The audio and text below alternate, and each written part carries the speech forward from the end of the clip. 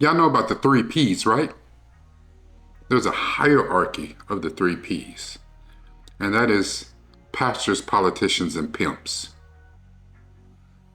Yeah, I said it. Now, that is because in the hierarchy, it's easy to look at one of those three as being evil, a terrible, terrible person, and that's the pimp.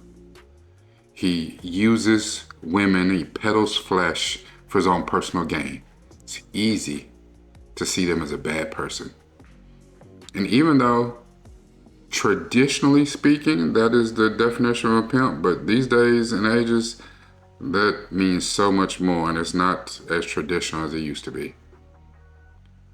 Then on the other end of the scale, you see pastors, and they are supposedly in touch with the Lord, and they are trying to save people's souls. They're out here doing the good work of the good book. Allegedly. And then in the middle, you have politicians. And we all know that there are good politicians and bad politicians. Even though, to be honest, are there good politicians? I mean, the ones that are good are probably at the local level. It almost seems that the higher that they go in government, the harder it becomes to remain a good person. So yes, this particular episode, we're going to talk about hypocrisy.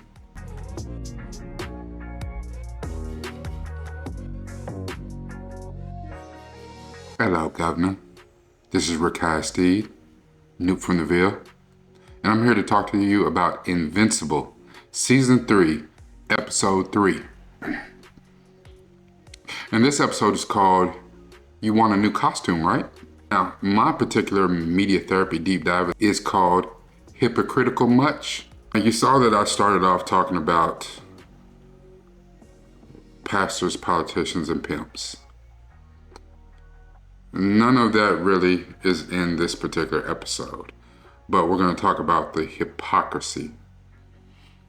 And I'm talking about Mark in particular. Now, what I'm not going to do is do a full recap like I've done in the past. And if you've watched some of my more recent videos, I'm stopped doing the whole recaps. If you want to see a recap, go into the description and click on the link where it says episode this analysis is based on. And you will see the full reaction between Centel and myself. Watch the episode, go to the discussion at the end, and then you'll get the gist. This season has been bananas, and Mark has had it out with Cecil since episode 1. But part of the reason why is hypocrisy. Now, I was reading through some of the comments, and people came for me because they said that my feelings about Mark was that he was not being hypocritical. It was in self-defense. And they're not wrong. It wasn't self-defense. But is that what we're doing? Are we weighing out sin? Are we saying, well, you sin more than I sin, so it's not the same? Your sin's a bigger sin than mine, so it's not the same. It's not what we're doing. He was mad at Cecil for using D.A. Sinclair and Darkwing and offering them redemption, which was the last media therapy deep dive I did. And if you haven't seen that one, go check it out. How can a person get redemption if someone doesn't give them a chance to redeem, especially if it's an opportunity that they want? He said, Darkwing killed a bunch of people. He's not worthy of redemption. Says the guy who killed someone. Yes, it was in self-defense.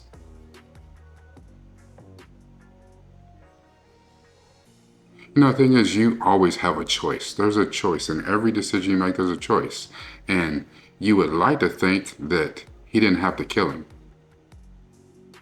I think that he did. But in that, because Cecil brought up a very good point, you killed Angstrom Levy, should I lock you up in prison too? Yes, there's a court system and we judge intent. We don't know Darkwing's circumstances. We don't know his situation. We don't know why he went crazy. And that's the reason why there's a difference between a prison and an insane asylum or a hospital for people to get treatment. These two things are not the same. D.A. Sinclair was clearly guilty. He was kidnapping people and turning them into his own personal experiments. That dude is cuckoo for Cocoa Puffs.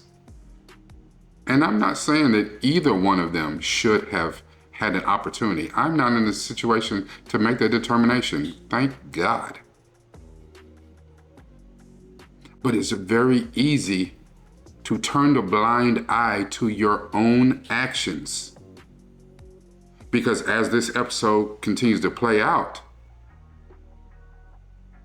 Oliver ends up destroying, absolutely murdering the Mauler brothers. He walks through one of them dudes like they got a screen door in their chest. He hits the other dude's head, just knocks his head clear off of his body. Only thing left was his bottom jaw. So at this point, Oliver should go to prison for murdering two people, right? And the justification for that, well, they're not people. You just murdered two beings. I mean, because if they're not people, then you can't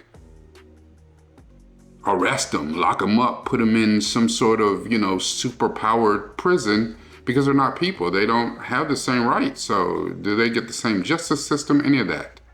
It all seems hypocritical. And at that point where Oliver did what he did, Mark just flew off of Oliver and said, I'll talk to him. He's just a kid. I can't believe he did it. He's sorry. I'll talk to him. He just murdered two beings, not people, two beings. And you know what? Because it's my little brother and I said so, because at this time, I am the toughest person on the planet. Who gonna tell me no? Who gonna check me, boo? I said that my little brother gets a slap on the wrist and that'll be the last of it. We're not gonna hear any more about this. Hypocritical much? Is your brother worthy of redemption? I mean, because Darkwing wasn't. And I'm not even saying that Darkwing should. I'm not saying that D.A. Sinclair should. And if you watch, one of the reasons why episode 2 was so powerful was seeing and realizing Cecil's backstory and how he got to learn his lesson and make amends and try to right his own wrongs. Which it seems like I have that coming up a lot in some of my episodes here lately. He learned the lesson. But in learning the lesson, that's the one thing about learning. You never stop learning. It's a potter's wheel. And the Lord leaves you on the wheel until you learn the lesson that he has set out for you to learn. Cecil and all of his backstory in murdering the two people who almost killed him, and him killing them or him doing what he did, blowing up the bomb, was in self-defense. But his mentor, his boss, saved them because they were too powerful to let their powers go to waste, and to see if he could reform them, to rehabilitate them, to see if we could use those powers for good. And it appeared he did. Until Cecil shot them both in the dome and said, I don't work with criminals. Well, what does that make you now, sir? We caught an episode of Mark killing all of the multi-paws, like almost all of them. And yes, it was in self-defense. He was in a fight and he was ripping through the multi-paws like nobody's business. Is that not wrong? Because you didn't kill the last one and kill him off permanently? Is not, you killed 100 of them, so, we're going to chalk it up as didn't equal one person? Where is the line? A hypocrite is Someone who pretends to have virtues or qualities that they don't actually have. Their actions contradict their stated beliefs or feelings. Their actions don't match the words coming out of their mouth. Now, this behavior can be confusing and even frustrating to other people because it demonstrates a lack of integrity and authenticity. And if you're supposed to be a superhero named Invincible, and especially if you're trying to make amends to show people a different path from what your briefly psychotic father just did to have everyone lose faith and lose trust in him, you being his son, you need to be above reproach. You need to have integrity and authenticity. And sometimes that's hard when you got these superpowers because much like Omni-Man, who gonna check me? It's okay. You can tell me what to do. That don't mean I gotta do it. Cecil, you can't stop me. Debbie, you can't stop me. He called his wife a pet because he had a very cynical approach to his time in the universe. He was immortal, and he knew that one day he would outgrow her, outlive her, and keep it moving. So he had a certain amount of disdain. Being a Viltrumite, being from another planet, he looked at humans not quite the same. Now Mark is different. He was raised human, raised in a human household, and he is half human. But there's the other part of him that's still his daddy's son. Oliver is most definitely his daddy's son. He doesn't value what Mark does because of whatever the way he grows. He hit preteen in a week, a few months or something. He didn't have 17 years to learn human values, emotions. He is going off of base programming right now. Still don't make it right. Ralph Waldo Emerson says that every man alone is sincere. At the entrance of a second person, hypocrisy begins. You can mean what you say when you're by yourself. It's when other people are around, do you mean it the same way? This is Rakai Steed, Noob from the Ville. Make sure that you like, comment, share this video as much as possible. Make sure you leave me some comments about hypocritical situations you found yourselves in.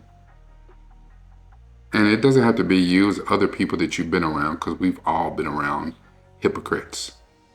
And even been hypocrites sometimes ourselves. The thing is, if you were a hypocrite, did you realize it? Did you right it? You have to right your wrongs. And if for some reason you haven't subscribed, make sure you hit the button, subscribe, watch all the videos in this media therapy deep dive session, not just the Doctor Who ones, not just the Invincible. There's a lot of good stuff in there. Remember, at the end of the day, it has to be about this. But even more importantly, it's got to be about this.